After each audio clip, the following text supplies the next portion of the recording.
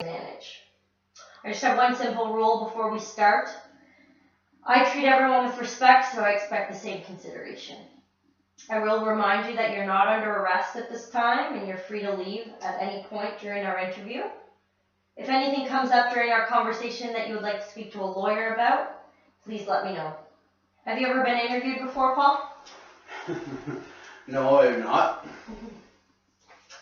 Well, I'm sure you are aware, but we have been I'm not sure if you are aware, but we have been investigating the recent break-in, and crime scene investigations suggest that someone staged the burglary who had access to the combination of the safe where $5,600 was taken. When you worked at this restaurant as a manager, did you have access to the safe? Of course I did. I was a manager. Now, you were not the only manager who worked at the restaurant during this time of the break-in. The other manager, Jim, who we've already spoken with, also had access to the safe. Is that correct? Yeah, he did.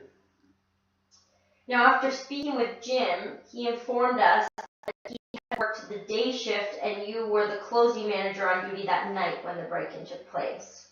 We followed up on this information with the punch clock system installed at the restaurant, and it appears you punched in for your shift around 3 p.m., whereas Jim punched out from his morning shift around 6 p.m. Do you believe this information to be correct? I guess. Well, seeing as how the punch clock system at the restaurant requires your fingerprint scan to clock you in for your shift, no one else could have punched you in for work that day, correct? I can't remember, I guess. Now, after speaking with your ex-employer and fellow co-workers, they informed me that you were a recreational marijuana user. Do you attribute your drug use to your memory loss? I don't smoke weed anymore. We know that the usage of marijuana is considered a common recreational activity when working in restaurants. If you're claiming to not be a user anymore, would you be willing to take a drug test? I guess. When these results come back from the drug test, what do you think they will indicate? Not sure. Well, if you're telling the truth that you haven't recently used marijuana, then the results should support your claim, should they not? If I'm such a pothead, there's no way I could have come up with such an elaborate scheme to stage a break-in at a restaurant that I worked at. I'm sure that if you're telling the truth, and since you voluntarily offered to take the drug test, your results should come back clean and you'll have nothing to worry about. Perhaps one of your friends motivated you to stage the break-in and steal the money?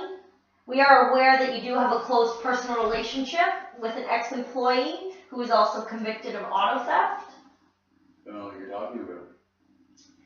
On the other hand, maybe you acted alone and the crime was self-motivated by your personal financial difficulties.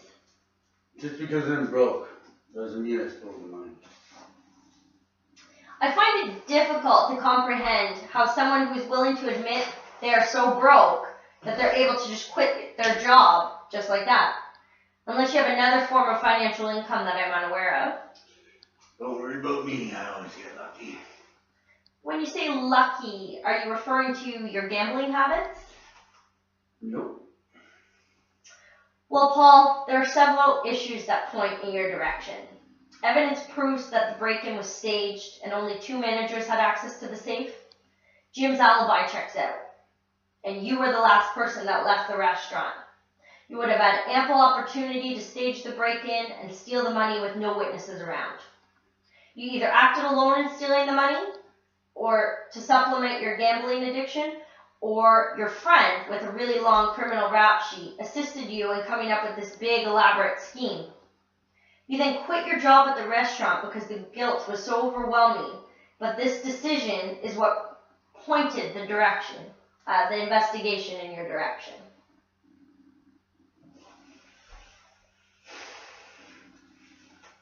No one's fault but my own, I guess. I want to know why, Paul. Why did you stage the break-in and steal the money? My life was on the line. So you only had one option and the opportunity presented itself. No one was around to witness the crime, But you had to stage the break-in to remove yourself as the primary suspect. Is this all correct? Yes. I was out so deep with my bookie. He was going to kill me if I didn't pay up. I was talking to my friend about it. He told me to take the money from the safe at work. Felt so bad with the fact I had to quit my job after. I will need this in the documented statement. To this effect, outlining all the details that you just unveiled, and that'll solidify your confession. You did the right thing, Paul, by coming forward.